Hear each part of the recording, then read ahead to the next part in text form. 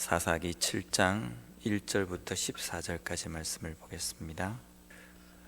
우리가 인생을 살다 보면 하나님께서 우리의 인생을 풀어가는 방법과 우리가 우리의 인생을 풀어가는 방법이 참 많이 다르다는 것을 느낍니다. 그 중에서도 우리가 보통 표현할 때 벼랑 끝에 선 인생이라는 표현을 쓰는 것처럼 하나님께서 자주 우리를 벼랑 끝에 세우신다는 느낌도 많이 듭니다. 하나님께서 우리의 인생을 벼랑 끝에 세우시는 이유는 벼랑 끝에서 밀어버리시기 위해서 우리를 벼랑 끝에 세우시는 것이 아니라 그 벼랑 끝에서부터 하나님의 역사를 시작하시기 위해서 세우신다는 겁니다. 우리가 벼랑 끝에 선다라는 그 표현을 쓸 때에는 어떤 때 이런 표현을 씁니까? 더 이상 내가 가지고 있는 어떠한 가능성도 없고 내가 의지할 것도 없고 바라볼 것도 없는 그 상황을 우리가 벼랑 끝에 섰다라고 표현을 합니다. 그럴 때 하나님께서 시작하신다.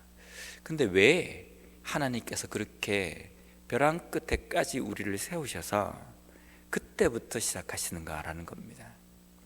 우리에게 조그마의 그 가능성이 보일 때에, 약간의 가능성이라도 가지고 있을 때에 하나님께서 우리의 삶 가운데 역사하시면 하나님도 덜 피곤하시고 우리가 가지고 있는 것을 충분히 이용하실 수 있음에도 불구하고 왜 아무것도 의지할 것이 없는 그 벼랑 끝에까지 탈탈 우리를 털으셔가지고 그렇게 세우시는가? 오늘 본문 말씀을 통해서 왜 하나님께서 그렇게 역사하시고 일을 하시는가에 대해서 우리가 살펴봤으면 좋겠습니다. 오늘 본문은 다름 아닌 이스라엘과 미디안과 동맹을 한 동방의 여러 나라들과 연합군과 싸움을 싸우는 그 전쟁에 대한 시작의 이야기입니다. 그런데 이 미디안과 동방에 함께 전쟁을 하기 위해서, 이스라엘을 상대로 해서 전쟁을 하기 위해서 모인 군사의 수가 13만 5천 명입니다. 10만 대군입니다. 반면에 이스라엘 백성들은 몇 명인가 라면요, 처음에 이스라엘 백성들이 이스라엘에 이제 우리가 미디안과 전쟁을 해야 한다, 그래서 전쟁에 나갈 지원자를 모집한다라고 광고를 냈을 때에 이스라엘 백성들 가운데에 전쟁을 하기 위해서 모인 군사의 수가 3만 2천 명이었습니다.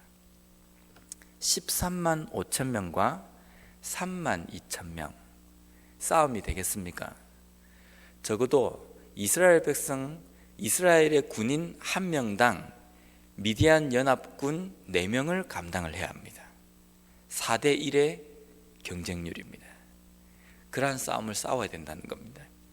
애시당초 모일 때에 이 군인과 이 두 나라, 이 두 군대 가운데 싸움이 되지 않는 싸움이었습니다. 그런데 이스라엘의 3만 2천 명이 모인 그 가운데에서도 모든 사람들이 내가 전쟁에 싸워야 되겠다고 생각하고 자신 있게 나온 사람은 없었나 봅니다. 처음에 그 3만 2천 명 중에 두려워서 내가 집에 가고 싶은 사람은 가십시오라고 광고를 낼 때에 약 2만 2천 명이 돌아갑니다. 그러니까 절반 이상이, 거의 태반이 두렵지만 전쟁을 해야 된다니까 이래 주거나 저래 주거나 전쟁에 가야 되겠다라고 생각하고 나온 사람들이 많이 있었다는 겁니다. 즉 이스라엘의 3만 2천 명의 모인 군인마저도 싸움을 싸울 준비가 되어 있지 않다는 겁니다. 자, 그러면 남아있는 이스라엘의 군대는 약 10,000명입니다. 10,000명을 가지고 13만 5천 명이라는 연합군을 상대해야 합니다.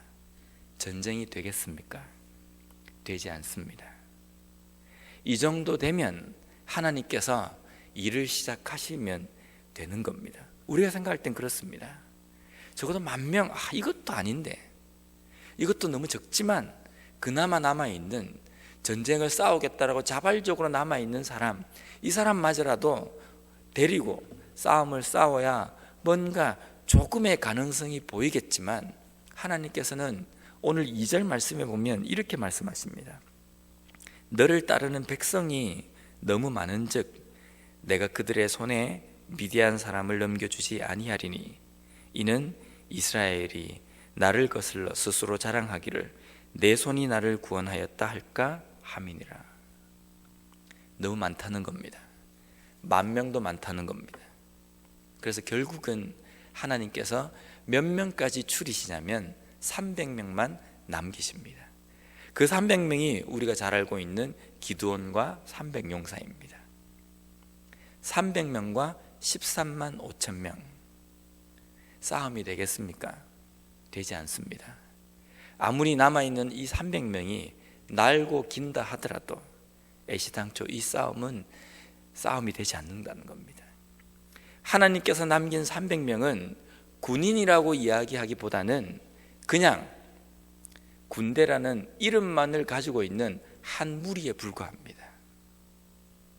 그 사람과 동방의 연합군과 싸움을 싸운다. 이건 누가 봐도 이스라엘 백성들이 벼랑 끝에 섰다라고 표현할 수밖에 없다는 겁니다. 왜 하나님께서 이처럼 모든 가능성을 다 끊어버리고 이스라엘 백성들을 벼랑 끝에 세우느냐? 자기가 가지고 있는 조금이라도 남아있는 그것을 가지고 내가 했다라고 말하는 아직까지 이스라엘 백성들에게 교만이 남아있기 때문입니다.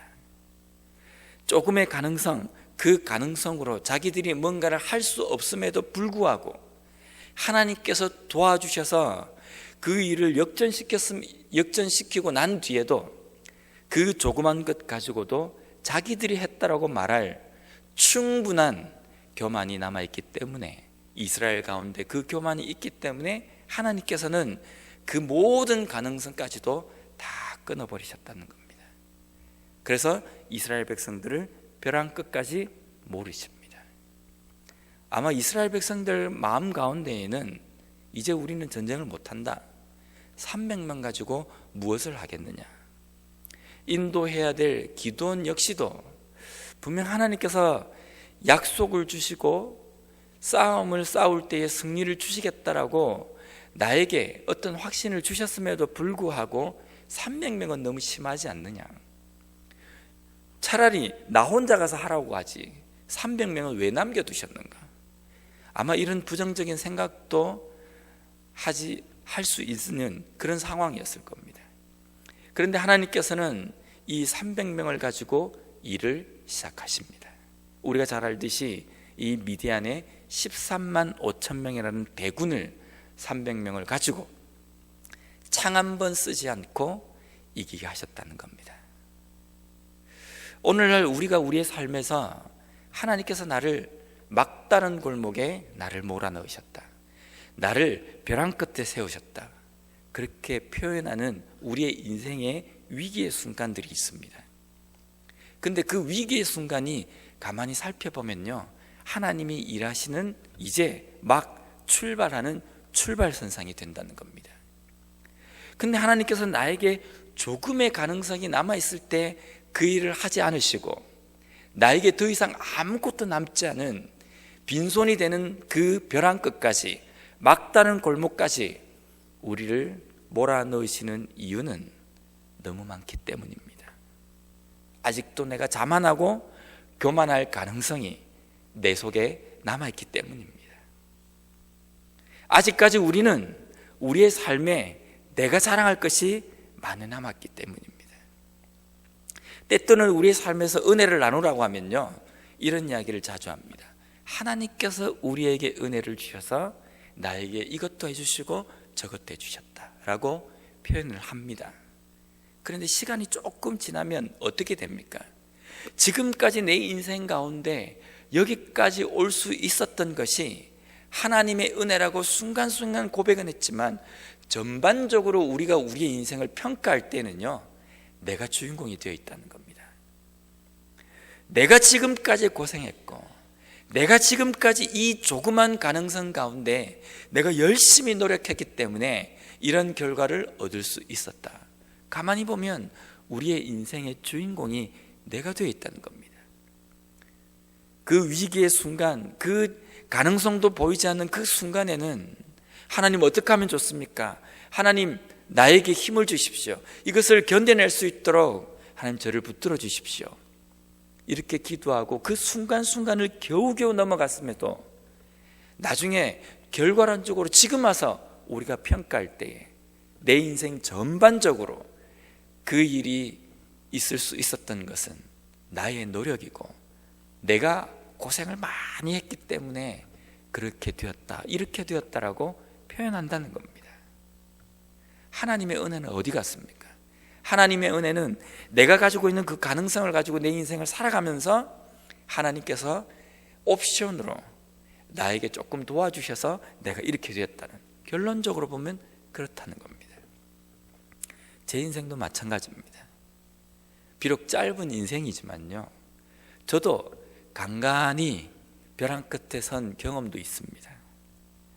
근데 그 순간에는 하나님 어떻게 하면 좋죠?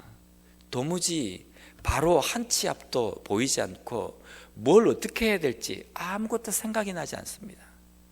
그래서 모든 것을 손을 놓고 멍하니 그냥 하늘만 쳐다볼 수밖에 없는 그런 상황에 하나님께서 기적 같은 은혜로 인도하여 주셨다라고 고백했던 순간순간이 제법 있었습니다. 그런데요, 시간이 조금 지나니까 아직까지 멀은 것 같아요. 제 속에 너무 많기 때문에, 아직까지 남아있는 그 교만 때문에 하나님께서는 끝까지 벼랑 끝으로 몰아넣으셨다는 겁니다. 시간이 지나면서 가만히 보면 제가 한 것 같아요.